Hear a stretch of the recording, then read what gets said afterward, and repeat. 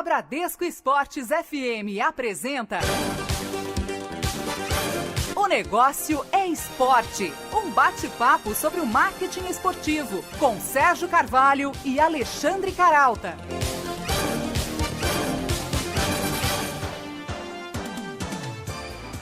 Boa noite para você ligado em São Paulo, 94.1 MHz e no Rio de Janeiro, 91.1 MHz, na Bradesco Esportes FM, a rádio do seu esporte, começando mais uma edição de O Negócio é Esporte. E para você também que nos sintoniza pela internet no portal da Band, www.band.com.br, e também para você que acessa o site do nosso programa, www.onegocioesporte.com.br. Comigo aqui na apresentação do programa, sempre também, o jornalista Alexandre Caralta. Boa noite, Caralta. Boa noite, Sérgio. Boa noite, ouvintes. O Negócio Esporte de hoje fala de uma tática considerada por boa parte dos especialistas em marketing uma questão de sobrevivência para os clubes da elite do nosso futebol. O programa Sócio-Torcedor. Lançado de forma incipiente nos anos 1990, esse tipo de iniciativa, já adotada há muito tempo por clubes europeus, só agora começa a ganhar mais corpo aqui no Brasil, né? Cai a ficha de que esses programas de fidelidade podem reforçar as receitas dos clubes, ainda muito restritas às verbas associadas ao direito de transmissão, ao patrocínio em camisa e também, em alguma proporção aí, é claro, né, sempre à venda de jogadores. E à medida que as gestões se tornam de fato profissionais, programas do gênero perdem aquele perfil de vaquinha, né? Vou passar o chapéu para o incauto torcedor ajudar a pagar as dívidas, que, diga-se de passagem, vem aumentando. E assumem um caráter mais executivo, né? Aos poucos percebe-se que a adesão do torcedor deve ter uma contrapartida, benefícios como descontos em cinema, teatro, mercado e privilégios como acesso a astros do clube. Pois é, Carolta, o programa Sócio-Torcedor, bem administrado, torna-se um grande fermento não só para as receitas, mas para a formação de novos torcedores. Tanto que os europeus investem forte nisso, a começar pelo Benfica, né, de Portugal. Segundo pesquisa da consultoria Gerardo Molina e Euroaméricas Sport Marketing, o clube português lidera em quantidade de sócios torcedores, aproximadamente 224 mil, seguido pelo Barcelona com 223 mil e o Bayern de Munique com 156 mil torcedores. E o único brasileiro nessa lista é o Internacional de Porto Alegre. Com 107 mil associados, o Clube Gaúcho se torna uma referência no Brasil. Para explicar essa jogada de sucesso, saber que pontos podem ser adotados ou ajustados por outros grandes clubes do Rio, de São Paulo, por exemplo, a gente recebe hoje o diretor executivo de marketing do Colorado, Jorge André Avancini, que na última terça-feira recebeu pela segunda vez consecutiva o prêmio de melhor executivo de marketing entre os clubes de futebol do Brasil, numa eleição feita pela Brasil Sports Market, em parceria com a Pluriconsultoria e a Trevisan Escola de Negócios. Mas antes, vamos a um rápido giro sobre as novidades do marketing esportivo. Golão, golão, golão, golão! Golaços da semana, os negócios no mundo esportivo. A maior patrocinadora da UEFA Champions League renovou o contrato com a Liga Europeia. A Heineken estende o vínculo com o mais prestigiado torneio de clubes do futebol mundial até a temporada 2018. Na avaliação dos executivos da companhia, a parceria iniciada em 2005 com a UEFA consolidou a popularidade global da marca de cerveja. Depois de se destacar na premiação ATP Awards e ser eleito pelos fãs o favorito dos torcedores pela 11ª vez consecutiva, Roger Federer também se consolida como o queridinho dos publicitários. Um estudo da agência de marketing esportivo Euroaméricas aponta o tenista como o atleta que mais faturou com campanhas publicitárias este ano. O suíço ganhou cerca de 68 milhões de dólares, seguido pelos jogadores de basquete Kobe Bryant, com 66 milhões, e LeBron James, com 64 milhões de dólares. A ASICS lançou um desafio para os participantes da Maratona de Nova York. A fornecedora de material esportivo instalou uma esteira no Central Park, programada com a velocidade média de Ryan Hall, o melhor maratonista dos Estados Unidos. A brincadeira, chamada de Treadmill Challenge, é fazer com que os atletas amadores tentem manter o ritmo o maior tempo possível. Essa ativação de marca integra a campanha global Better Your Best. melhore o seu melhor. O River Plate segue o exemplo do Barcelona e decide adotar um uniforme cuja tipografia foi feita por Ana Vive, artista gráfica catalã com síndrome de Down e que luta pela inclusão de pessoas com dificuldades intelectuais. Os jogadores do clube argentino usaram as camisas com nomes e números especiais no jogo de volta contra o Lanús pelas quartas de final da Copa Sul-Americana na última quarta-feira no Monumental de Nunes. Formado em administração pela Faculdade Porto Alegrense, Jorge André Avancini é há 2 anos o diretor executivo de marketing do Esporte Clube Internacional. Com experiência em empresas como Correios, Souza Cruz, Pepsi, Vompar Coca-Cola e Unimed Porto Alegre, Avancini comanda a gestão de marketing do Clube Gaúcho desde 2000. Jorge, boa noite. É um prazer receber você aqui no Negócio Esporte. Boa noite. Boa noite aos ouvintes. É um prazer estar com vocês e eu estou à disposição para a gente trocar ideias e bater essa bola. Vamos lá então, Avancini. Boa noite. Olha só, o Internacional tem reconhecidamente o programa de sócio-torcedor mais bem sucedido do Brasil, com aproximadamente 107 mil associados, né? O que representa aí alguma coisa em torno de 2% do volume de torcedores. Como é que foi esse pulo do gato? Olha, na realidade foi primeiro mexer com a paixão, né? E com a rivalidade local, que você sabe que talvez seja uma das maiores rivalidades do Brasil e quem sabe do mundo, que é essa rivalidade do Grenal, e você trabalhar muito em cima da cultura do povo gaúcho, né? Mas também um grande pulo do gato é o fato de que aqui no Sul os 2 clubes terem casa, né? Então o fato de você ter seu estádio próprio, é uma relação diferente daqueles clubes que jogam em estádios que não são de sua propriedade, né? E dentro dessa rivalidade o nosso torcedor valoriza muito isso e atendeu o chamado, né? E eu acho que foi na ocasião, quando a gente começou a mexer nisso lá em 2003, 2004, claro que aí os resultados de campo começaram a ajudar também de alguma maneira, o clube começou a se reorganizar, começou a ganhar campeonatos, teve aquela situação em 2005 daquele campeonato que nos foi tirado no tribunal de forma injusta, né? Acabou não só mobilizando os colorados, mas também criando toda uma simpatia de outros torcedores de outros estados, de outras equipes, em relação à marca do Internacional. E isso ajudou bastante. Avancini, como a gente observou aqui na abertura do programa, aos pouquinhos, à medida em que as gestões dos clubes vão se tornando mais profissionais, né, a gente percebe que não basta contar com a boa vontade do torcedor para melhorar as finanças do clube do coração e passa-se então a oferecer, em contrapartida, além do desconto nos jogos, né, alguns outros benefícios, né? Que benefícios hoje se incorporam ao programa do sócio torcedor e quais você considera aqueles mais importantes para a adesão do torcedor? Bom, são as experiências vivenciais, né? Eu acho que uma das coisas que a gente descobriu na época, quando começou a se redesenhar o modelo social e redesenhar todo o marketing do Inter, tentou entender o que o torcedor queria, o que levaria ele se ligar mais ao clube, que não fosse somente o resultado de campo, o campeonato, o título, que isso, claro, isso é importante, isso é a nossa atividade fim. E a gente foi descobrir que, no fundo, esse torcedor ele não queria nada diferente do que fosse a sua experiência de vivenciar o clube. Então você não precisava sortear carro, não precisava sortear televisão, ou sortear algum equipamento eletroeletrônico, porque isso era um valor muito pequeno, diferente de que você poder oferecer o seguinte: esse torcedor vai ser sorteado para ir lá conversar com o presidente, para conhecer o vestiário, para de repente ir na suíte do estádio, sugerir alguma ideia para o departamento de marketing. E a partir dessas experiências foram criados ao longo desse período todo mais de 20 programas, né, em que a gente começou de uma forma muito forte, e até porque não se tinha recurso, não se tinha dinheiro, então isso era uma forma barata também de você acreditar que cada sócio que naquela época fosse contemplado com uma dessas atividades, ele seria um grande multiplicador. Verdadeiramente a exclusividade de ações, né? Ações exclusivas mesmo. Isso é um ponto que nós definimos desde o início, né? Quando a gente começou a desenhar o projeto de chegar a 100 mil sócios, a primeira coisa foi que o sócio teria prioridade em tudo, e isso o Internacional não abre mão. Você falou no início aí sobre a importância de se ter um estádio próprio, né?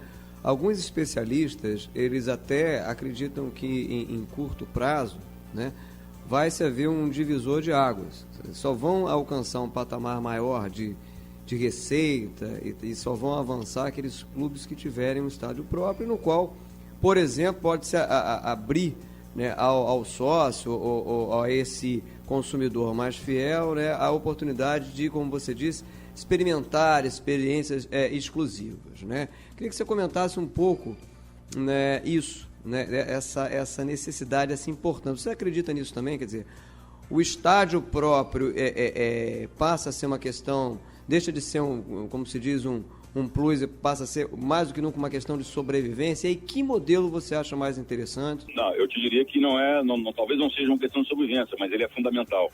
Ele é importantíssimo, tanto que eu coloco isso, que é uma das razões, quando me perguntam, né, nas minhas palestras pelo teste do serviço sócio, eu digo que nós temos casa. Você tem toda uma história, tem toda uma alma, tem toda uma tradição. Né? De você saber que ali eu assisti a inauguração naquela cadeira. Né? Então ela é fundamental, porque na realidade, se o torcedor não se sente proprietário daquele local, fica difícil. Você não cria identidade, você não tem história. Né? E os clubes que não têm a sua casa, que não têm os seus estádios, eles não conseguem ter história.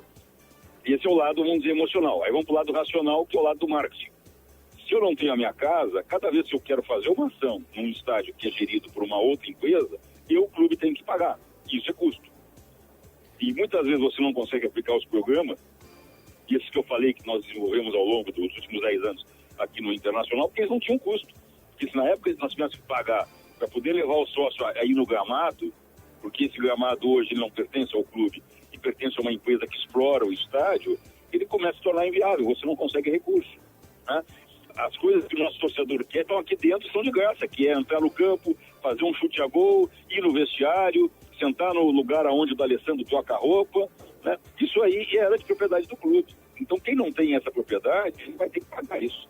No Negócio Esporte dessa semana, a gente está conversando com o diretor executivo de marketing do Internacional de Porto Alegre, Jorge Avancini. Avancini, quando a gente, pelo menos almeja aí modelos de gestão, né, de eficiência, etc., a comparação com a Europa é inevitável, né? Os principais clubes do mundo que se tornaram aí sinônimos de títulos e também de gestão, Barcelona, Real Madrid, Manchester United, o Arsenal, Bayern de Munique, dirigem programas do gênero também para outros mercados, além dos seus próprios países, né? Sobretudo o mercado asiático.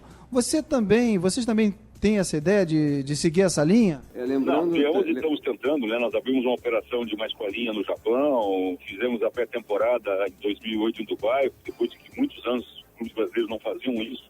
O Internacional foi um dos precursores que abriu a pré-temporada no exterior lá em 2008, participando da Copa do Bairro e depois ficando para a pré-temporada. Agora, a questão toda, eu acho que ela é um pouco mais profunda. Ela começa no modelo do campeonato, né? Pois é, fala pra gente um pouquinho quais as diferenças, né, entre o programa sócio-torcedor do Inter e esses modelos de gestão com os clubes, comparando com os clubes do exterior. A nossa característica é que nossos clubes não têm donos, né? Os nossos dirigentes são colaboradores e por isso muitas vezes são pessoas que se doam ao clube com todo o seu tempo, a sua dedicação, mas não são experientes nas áreas que estão tocando. Então, às vezes, por isso que você vê os clubes com dificuldade de trabalhar planejamento, de usar as ferramentas corretas de gestão. Né? Por quê? Porque não tem essa visão, resultados de curtíssimo prazo, porque um dirigente ele fica 2 anos, 3 anos no máximo no cargo, ele tem que ser campeão. Se ele não for campeão, ele é taxado de incompetente. Né? Mas, voltando à questão, eu te diria que o modelo, né, ele está muito em cima de nós tentar pegar aquilo que cada mercado, como o inglês, o espanhol, o italiano, né, que são os mercados mais evoluídos, eles têm de bom, que a gente tentar trazer a nossa realidade. Porque eu não acredito que no Brasil os clubes vão ter dono, não vão ter. Nosso modelo, a cultura brasileira não permite isso. Agora, começa aqui, a entidade máxima do futebol brasileiro, ela tem como produto a seleção brasileira. E ela não vende seus clubes do exterior. Diferente dos ingleses, que quando começaram a resgatar o campeonato inglês, a primeira coisa que eles fizeram, né, eles foram vender as suas marcas, os seus clubes, pela Ásia, e não a seleção inglesa. Enquanto que no Brasil, né, o produto principal que a CBF trabalha é a seleção brasileira. E os clubes não são conhecidos, tanto que a maioria dos clubes brasileiros não são conhecidos no exterior. E sobra para o clube essa responsabilidade. E aí, como o clube não tem receita, ou não tem planejamento, ou até mesmo não tem cultura de trabalhar uma internacionalização, ou até não pode, porque o calendário não permite, Não adianta eu internacionalizar a marca do meu clube se eu não consigo ter espaço no calendário para ir jogar um amistoso. Né?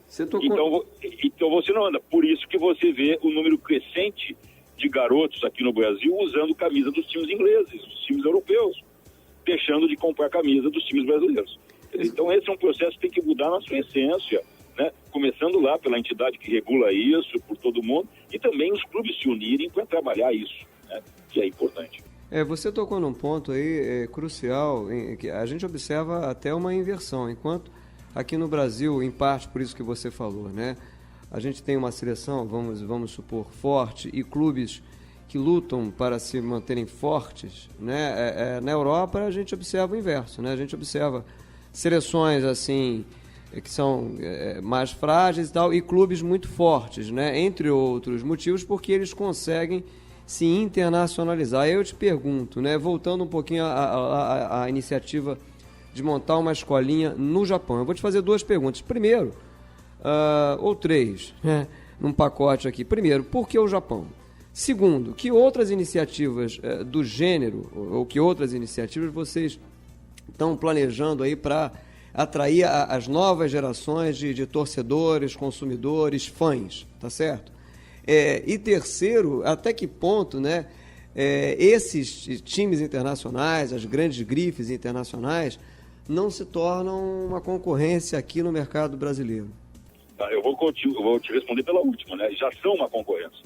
O ano passado eu estive visitando os principais clubes ingleses e quando eu estava lá com o pessoal do marketing do Manchester City, e eles apresentavam uma pesquisa de posicionamento de fãs, eles chamam de fãs, né? Não de torcedores, de fãs espalhados pelo mundo inteiro. Eles tinham registrados no Brasil mais de 6 mil fãs que pagavam uma anuidade e que estavam ligados e recebendo o material do clube anualmente.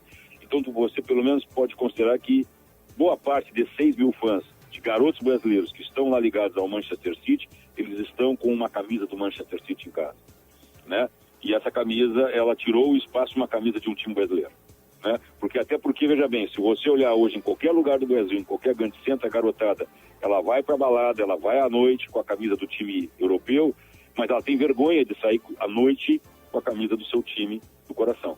Ela usa a camisa do seu time do coração em dia de jogo.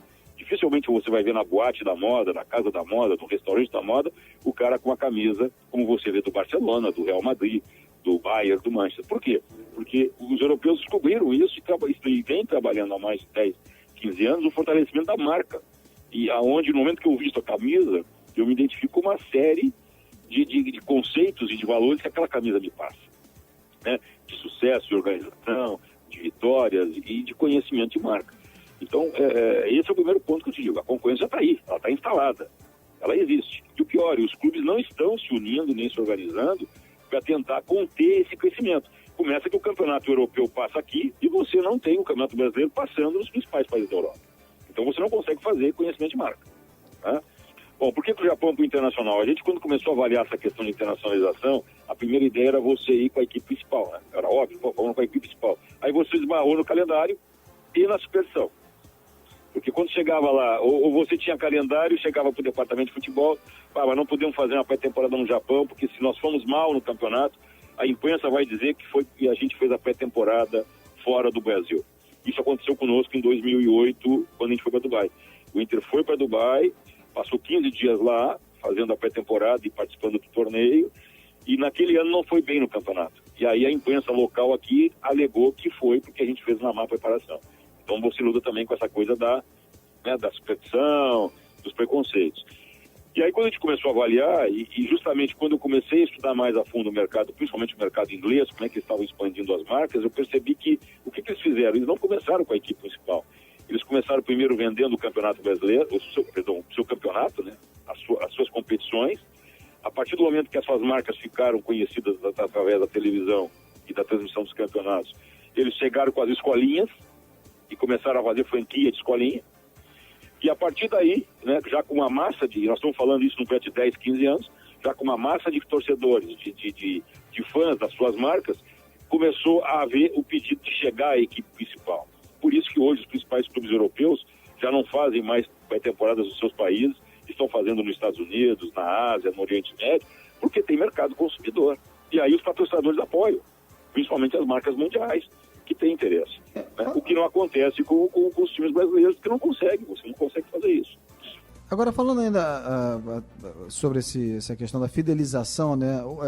Outras iniciativas para atrair o Famirim, por exemplo, né? Porque a gente tem que tentar resgatar esse torcedor lá desde pequenininho, né? E o Inter tem um programa Sócio Coloradinho, que é um cadastro para crianças já até 11 anos de idade. Como é que funciona essa variação do programa?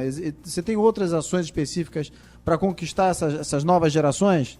Tem o projeto Criança Colorada, que é um dos mais antigos, é um projeto que tem 12 anos, ele foi implantado em 2002, ele tinha como objetivo o seguinte, dentro daquela avaliação que a gente fazia na época, né, e aquilo que eu te falava, o que as pessoas, o que um garoto de 6, 7, 8 anos ele quer, qual é o sonho? É poder entrar em campo com o seu jogador. E eu falava de mim, eu me lembro quando eu era garoto que eu tinha esse sonho e eu nunca consegui fazer isso, né?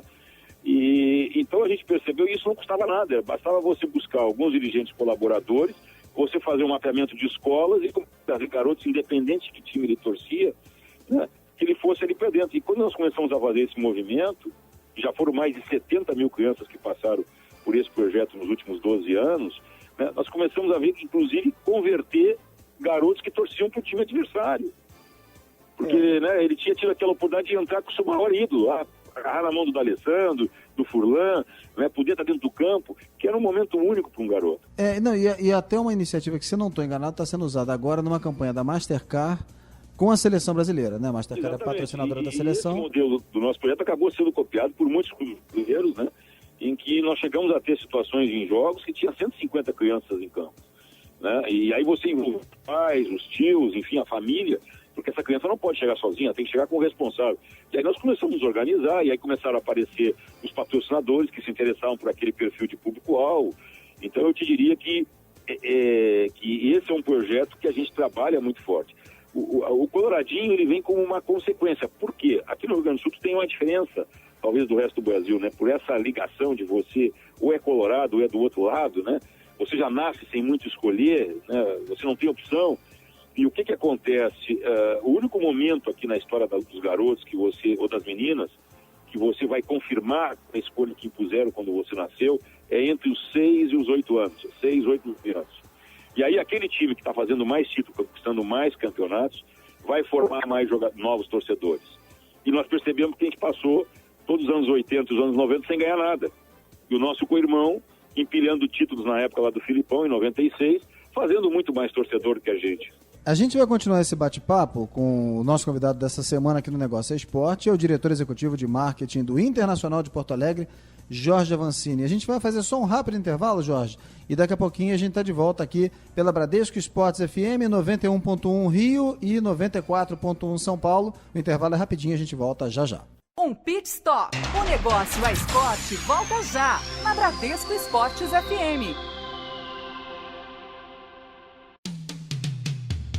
Na Bradesco Esportes FM, o negócio é esporte, com Sérgio Carvalho e Alexandre Caralta. De volta aqui na Bradesco Esportes FM, 94.1 São Paulo, 91.1 no Rio, e também para você que acessa o portal da Band, www.band.com.br, e também você pode ouvir os programas, esse programa e os programas anteriores, acessando o site do Negócio Esporte, www.onegocioesporte.com.br.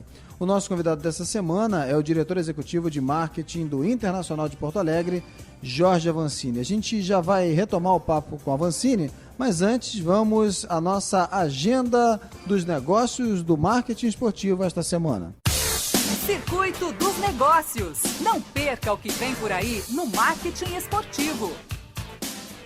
Depois de virar best-seller no mercado literário, o ex-goleiro Marcos, titular da seleção na campanha do Penta em 2002, agora vai ganhar um documentário. Santo Marcos, dirigido por Thiago de Fiore, Fábio de Fiore e Adolfo Rosenthal, conta a trajetória do ídolo do Palmeiras desde a sua infância até as conquistas no futebol. Com depoimentos de Neymar, Romário, Vampeta, Ronaldo e do técnico Luiz Felipe Scolari, o longa deve entrar em cartaz ainda este mês. De hoje e até o próximo dia 20, o Timão vai trocar o futebol por uma atividade que também movimenta cifras milionárias: O Salão Nobre do clube no Parque São Jorge recebe o seu primeiro campeonato de pôquer, o Corinthians Poker Circuit, com premiação de R$1,5 milhão de reais. Quem melhor do que a mãe para contar a história dos filhos? Partindo desse princípio, Marina Correia, mãe dos lutadores de MMA, Rodrigo Minotauro e Rogério Minotouro, resolveu escrever sobre a vida dos astros do UFC. O livro Meus Filhos Minotauro e Minotouro, Lendas e Superação, da editora Planeta, será lançado amanhã às 18h30 na Livraria Cultura do Conjunto Nacional em São Paulo. Pois é, essa biografia não tem como não autorizar. Com a proximidade da Copa do Mundo e das Olimpíadas, o número de profissionalizações esportivas se multiplica. De olho nesse mercado crescente, o Sesc Rio programa para os próximos dias 23 e 24, na unidade da Tijuca, na zona norte da cidade, o Fórum de Esporte e Lazer. As palestras vão reunir, por exemplo, o presidente do Botafogo, Maurício Assunção, e o ex-jogador da seleção de vôlei, Fernandão. Muito bem, a gente retoma agora a nossa conversa. O nosso convidado dessa semana aqui no Negócio é Esporte é o diretor executivo de marketing do Internacional de Porto Alegre, Jorge Avancini. Caralta.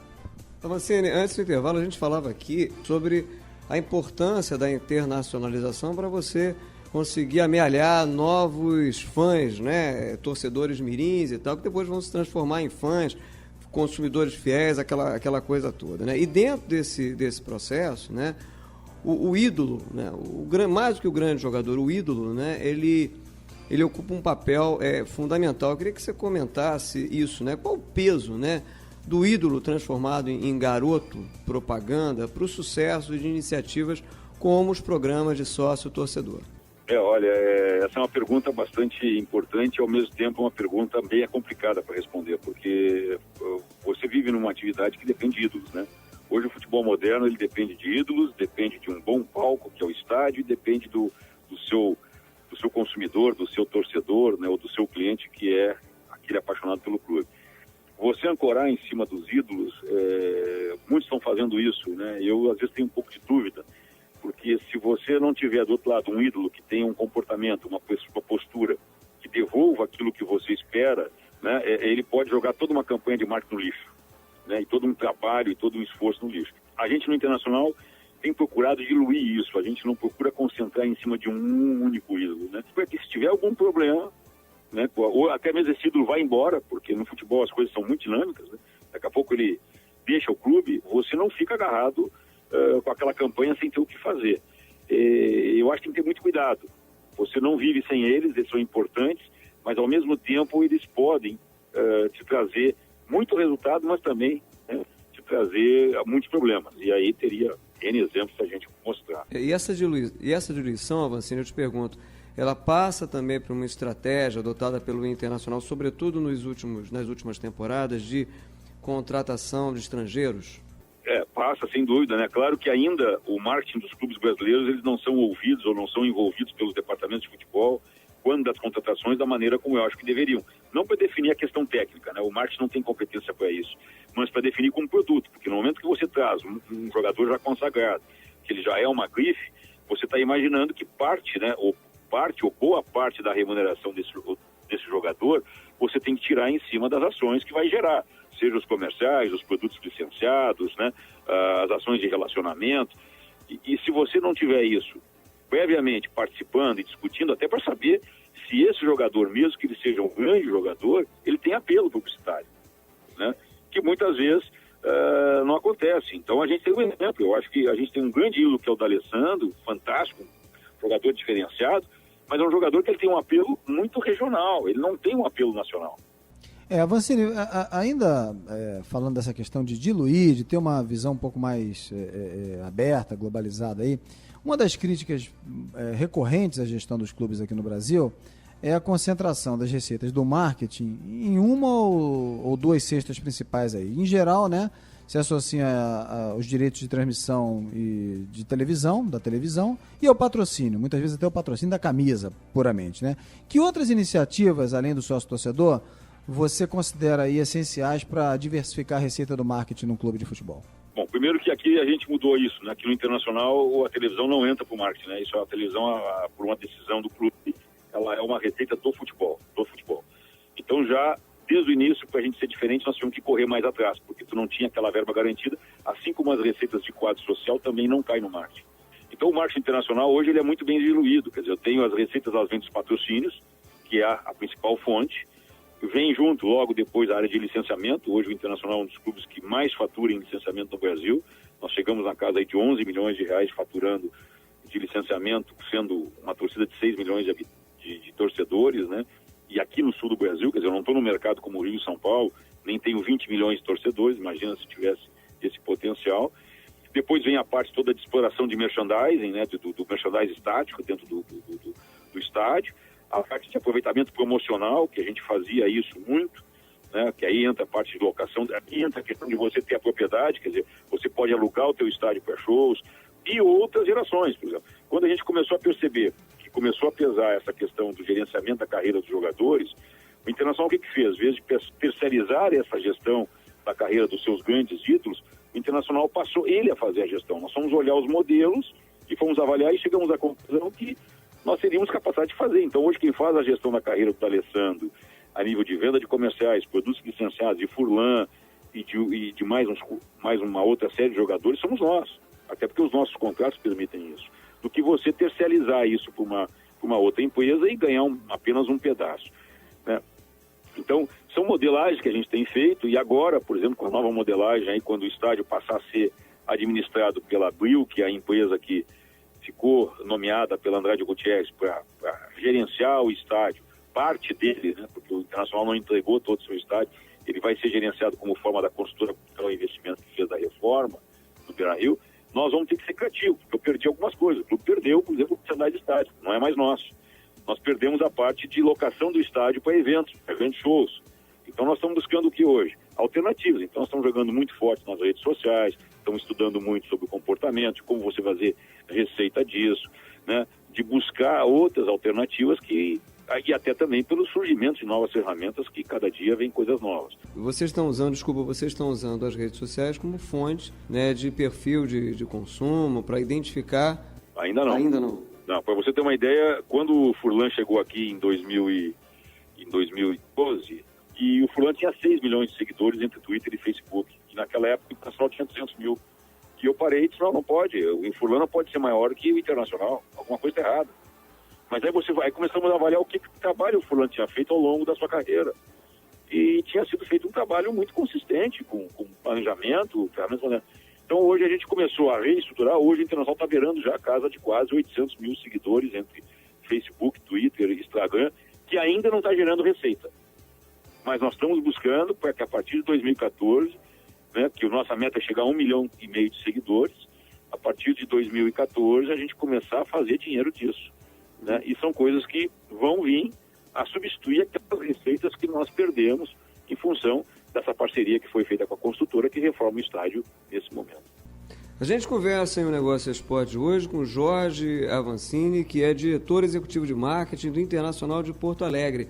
Avancini, você está falando aí de receita, então deixa eu te perguntar, antes que eu me esqueça, quanto aproximadamente, só para o ouvinte ter aí uma referência, o programa sócio-torcedor do Internacional, que, como a gente disse na abertura, é reconhecidamente um dos mais bem-sucedidos, né, no Brasil, gera para o clube, né? E qual o percentual dessa iniciativa na receita total?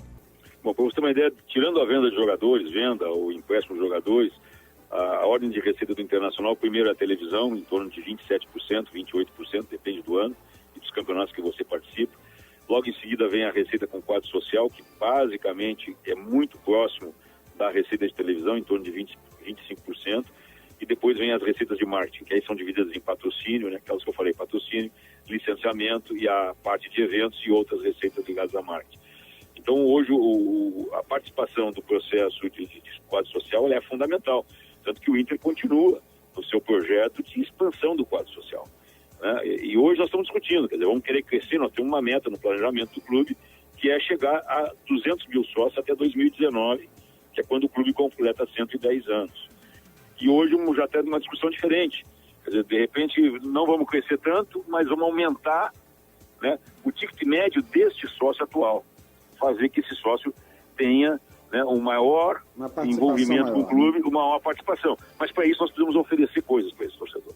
Agora, alguns clubes, Avancini, como falando de dois grandes clubes, o Corinthians e o Flamengo, terceirizam os seus programas de sócio-torcedor. Qual a vantagem ou desvantagem de se fazer isso, por exemplo? Eu não recomendo, né? Você perde. Aí eu trago a minha iniciativa privada, né? Quando eu trabalhei numa companhia que é liderança no segmento, ela dizia: o meu maior patrimônio são os meus clientes. Aí ninguém mete a mão. E você, no momento que você terceiriza, tu entregou teu patrimônio, mano. Acabou. O Internacional não abre mão do seu patrimônio. Quem gerencia o quadro social somos nós. Esse é o maior patrimônio que o clube tem. E você levou 100 anos para construir isso. E aí você terceirizar isso, você está entregando de mão beijada. Por quê? Porque os clubes que não se profissionalizam, né, os dirigentes que não estão profissionalizados, não veem isso como uma ferramenta. Preferem terceirizar, ganhar uma beirada dessa receita, e a parte boa fica com quem está explorando isso. Agora, ainda falando aí do torcedor, Avancini, uma outra diferença aí do modelo do Inter em relação ao que é adotado por outros clubes é um pouco controversa, que é o direito do sócio-torcedor votar nas eleições do clube, né, do clube. Se por um lado isso aí contribui exatamente para estreitar essa relação, como você está falando, com o torcedor, né, que se sente prestigiado, enfim, participa ali mais fortemente, né, da escolha, por outro lado... você não teme aí que isso se torne um risco de prejudicar o lado político, a postura política bem sucedida, que é base, ou pelo menos deveria ser base nesse processo de profissionalização dos clubes? Não, veja bem, eu acho que a tua pergunta faz sentido, mas aí nós temos que conviver com a modernidade, né? O Internacional foi o primeiro clube no Brasil que abriu a escolha de presidente para o seu quadro social, fomos nós em 2002. Né? Quando pela primeira vez um clube no Brasil, a eleição foi feita pelo torcedor. Então, esse é o futebol moderno, você tem que se adequar a isso. Quer dizer, hoje, com as redes sociais, né, você está sendo pautado a cada minuto pelo torcedor, ele está te fiscalizando. Então, os dirigentes têm que aprender a gerir. Acabou aquela coisa de não trabalhar com transparência, de não falar com esse torcedor, de não ir lá dar satisfação. Nós temos que aprender a trabalhar com isso, e essa faz parte. Agora, se você prefere não enfrentar isso e entrega o teu patrimônio para um terceiro fazer isso, e esse terceiro é o que vai ganhar dinheiro. Desculpa, Avancini, a gente sabe que um dos obstáculos no caminho desejável da profissionalização, né, na gestão dos clubes, né, são muitas vezes as turbulências políticas. Quer dizer, você monta um plano muito bem amarrado ali e tal, mas aí ele esbarra numa descontinuidade política, ou em desavenças políticas. E o Internacional, até onde se sabe, né, ele conseguiu empreender, né, esse plano de profissionalização, do qual o programa de sócio-torcedor é um componente importante, claro. Ele conseguiu tocar isso aí muito em função de uma costura política, quer dizer, forças, né, resolveram convergir em nome desse projeto comum ou mais importante. A gente sabe que isso é difícil no cenário do futebol brasileiro, né? Queria que você falasse um pouco como é que foi essa costura, né, política. Não, veja bem, primeiro que um grupo que lá em 2000, no início dos anos 2000, se juntaram, né, e que chegaram ao poder a partir de 2002 e a partir daí foram formando sucessores. Então o comando do Internacional, desde 2003, ele está dentro de uma mesma corrente política. Então você tem continuidade, né, e isso é importante para você não ficar tão vulnerável a esse processo. A cada 2 anos do Inter, a gestão tem 2 anos, se na próxima eleição o presidente não consegue se reeleger e vem um presidente de oposição, a tendência é que tudo seja desmanchado. E aí os clubes sofrem com isso, né? Então eu te diria que eu acho que muda antes, né? Nós temos que mudar os modelos dos estatutos dos clubes, né? Os clubes eles têm que passar para gestão, eu defendo gestão de 4 anos, com a possibilidade de mais uma reeleição. Porque 4 anos você pode trabalhar com planejamento, com mais calma, e não ficar preocupada com aquela questão de eu tenho só 2 anos e eu tenho 2 campeonatos para ganhar, e se não der isso eu não consigo me reeleger. Então é um processo em que os clubes vão ter que se realinhar e a partir daí mudando o seu processo de provavelmente de estatuto, de controle, né, começar a buscar. E aí eu acho que você abre para a profissionalização, porque muito da profissionalização também ela não acontece por essa questão, né, porque o modelo é presidencialista da maioria dos clubes, o presidente ele é responsável por tudo, ele acaba centralizando na figura dele, e como ele tem que gerar resultados de muito curto prazo, ele acaba praticamente se envolvendo em todas as coisas do clube. né? Desde escolher lá vamos dizer, a coisa mais simples, qual é a cor da parede que vai ser pintada, até a contratação de um grande jogador, o que não pode, né? Mas por que ele faz isso? Porque, no fundo, o dele é que está em risco, né? É o nome dele que está em risco, é ele que vai ser cobrado, é ele que vai ser pressionado. Então, começa pelo modelo, de mudar essa questão para talvez uma gestão mais longa, uma gestão que permita que ele possa trabalhar de uma forma mais tranquila e planejada. Muito bem, Avancini. A gente está conversando aqui no Negócio Esporte de hoje com o diretor executivo de marketing do Internacional de Porto Alegre, Jorge Avancini. A gente faz agora um rápido intervalo e, na volta, o Avancini vai explicar como é que as parcerias com empresas de outros segmentos se tornam cada vez mais estratégicas para você conseguir fornecer os benefícios necessários à fidelização do torcedor. Rapidinho, a gente volta já. Um pit stop. O Negócio é Esporte volta já, na Bradesco Esportes FM.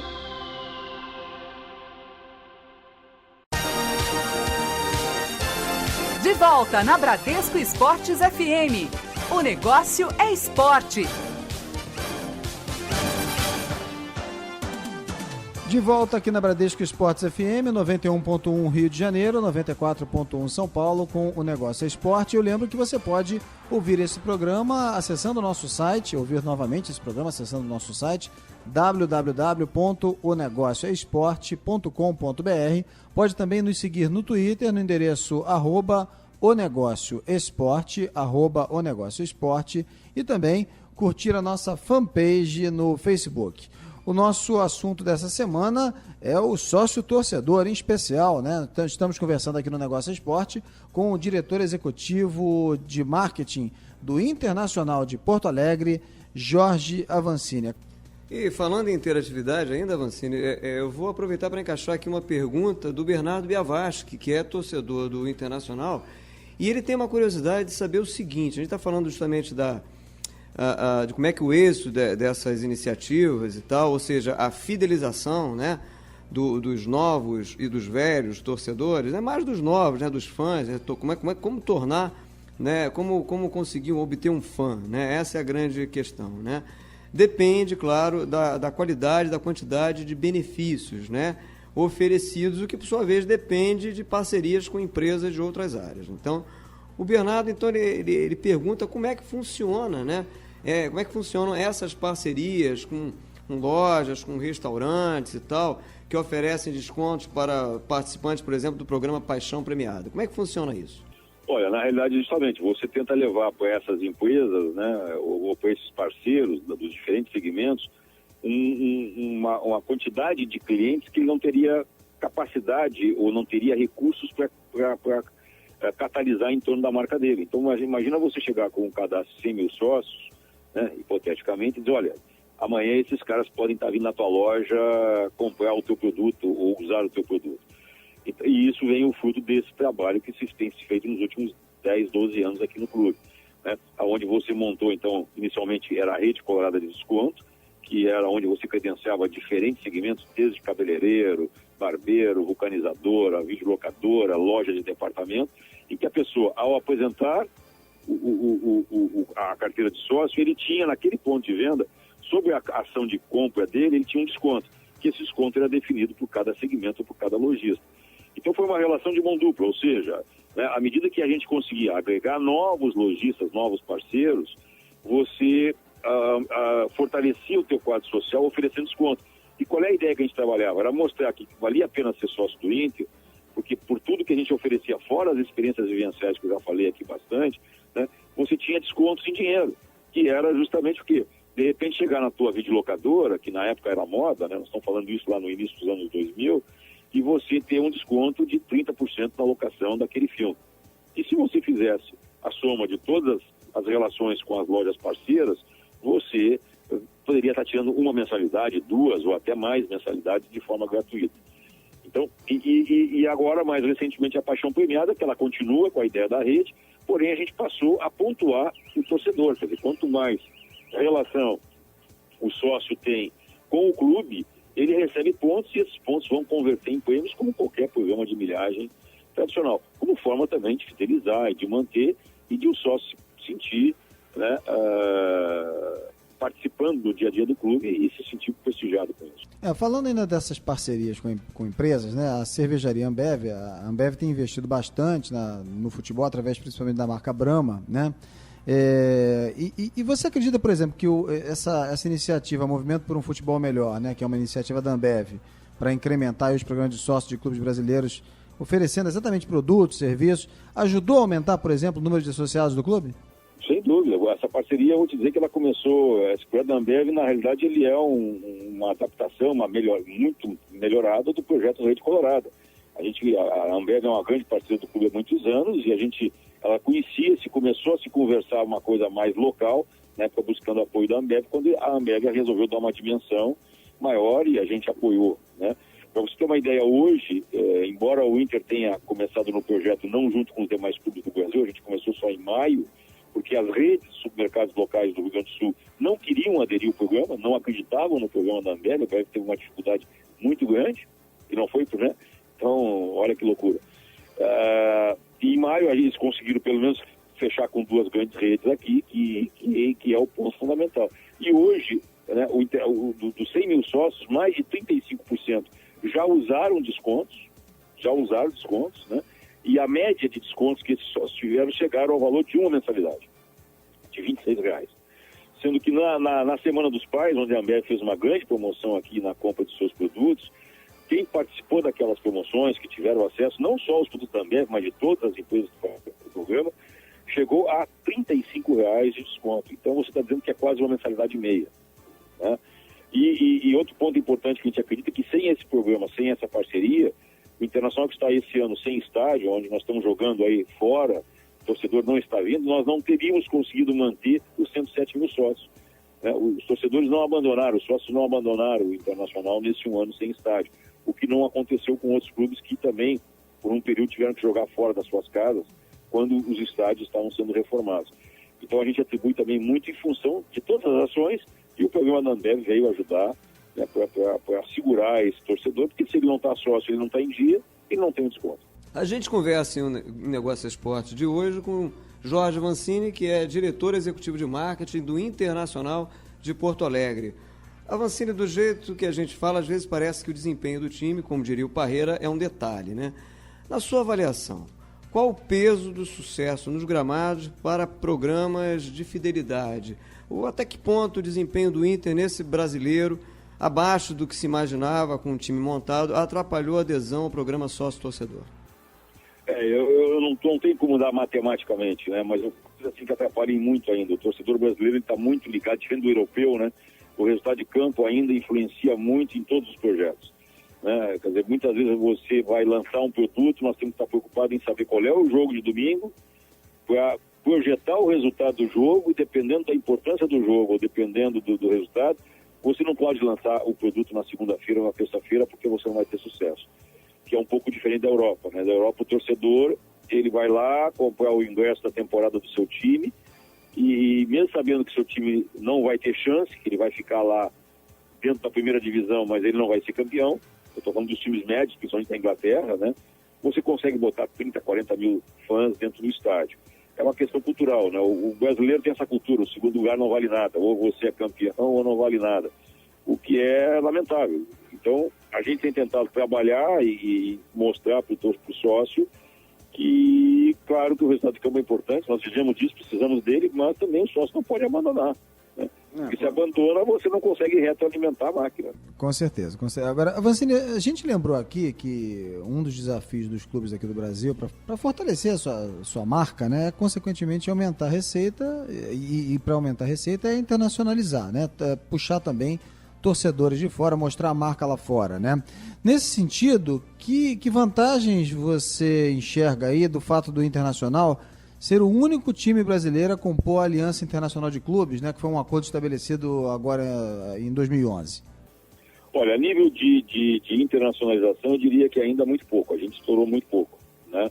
Porque pelas dificuldades que falamos no bloco anterior, de você não jogar, de você não ter data, não ter calendário por aí afora, né? Mas eu diria que a nível de trazer experiências dessas empresas, porque a aliança não é só na questão do campo, ela está lá na gestão, ela está lá na formação de atletas. Então a gente já fez intercâmbio com com vários clubes parceiros, principalmente os profissionais da categoria de base do clube, já foram fazer estágio no Atlético de Madrid. Nós recebemos o pessoal aqui, fomos conversar sobre o programa de sócios do América do México, que tem um volume de sócios muito grande. E de trocar experiências, de um modo geral. Trocar experiências de gestão, né? Fomos ver o modelo de gestão do Atlético de Madrid, que é um clube que tem um modelo muito parecido com o Internacional, porém tem um acionista que tem 20% do clube. Então, se isso funcionaria no Brasil, não funcionaria.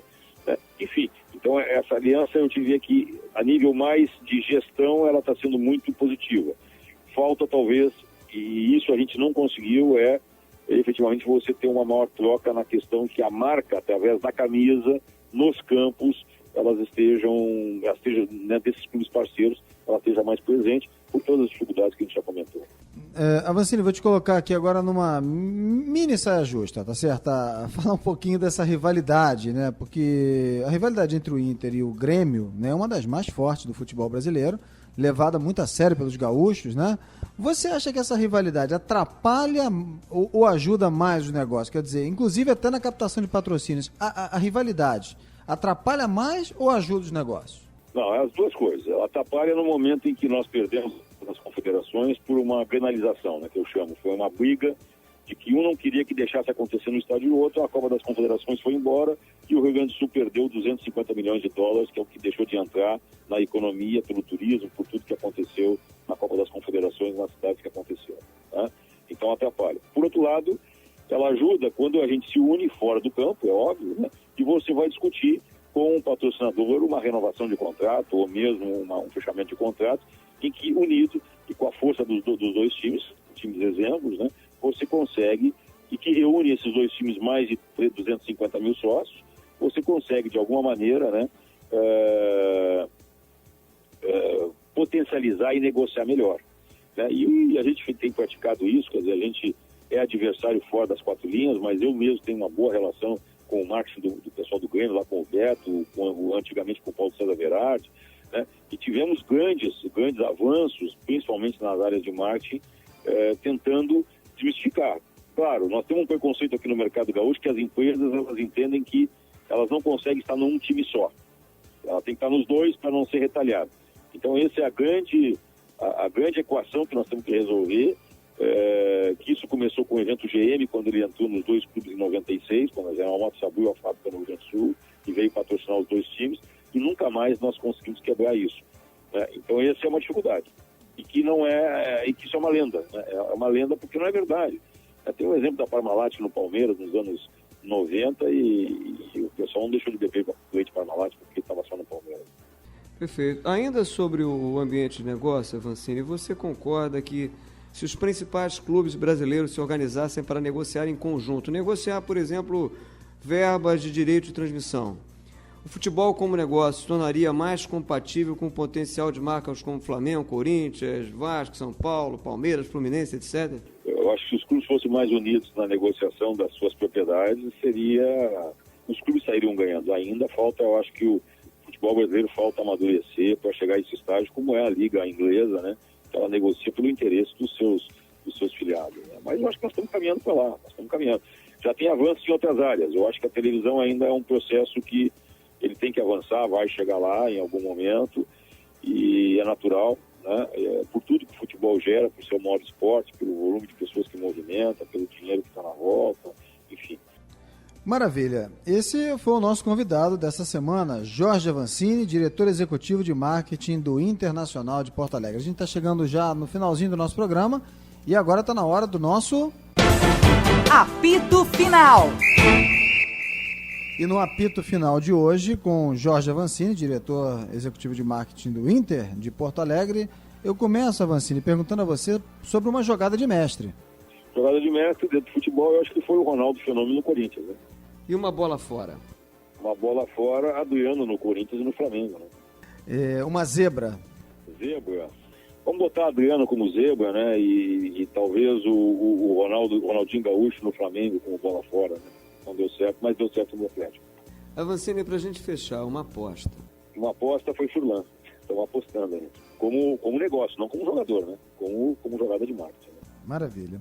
Eu quero agradecer aqui a participação no Negócio Esporte dessa semana do diretor executivo de marketing do Internacional de Porto Alegre, Jorge Avancini. Avancini, mais uma vez, obrigado pela sua participação aqui na Bradesco Esportes FM e até uma próxima oportunidade. Muito obrigado, eu que agradeço a oportunidade. Estamos sempre à disposição de vocês aí. Eu desejo um bom trabalho. Obrigado, Avancini. Uma boa noite. Muito bem, depois desse bate-papo sobre o modelo do sócio-torcedor, a gente agora está na hora de convidar os nossos sócios aqui da nossa... Caixinha de Surpresas. Toda semana, um destaque da história do mercado esportivo. Como a gente falou no programa de hoje sobre o Movimento por um Futebol Melhor, iniciativa da Ambev para incrementar os programas de sócios nos clubes brasileiros, o Caixinha de hoje lembra um comercial recente da Brahma, no qual um torcedor abre a geladeira para comprar a cerveja e é puxado para uma sociedade secreta formada por campeões do mundo como Ronaldo, Cafu, Vampeta e Carlos Alberto Torres, o Capita. Vamos ouvir. Agora, quem é sócio do seu time ganha desconto em Brahma.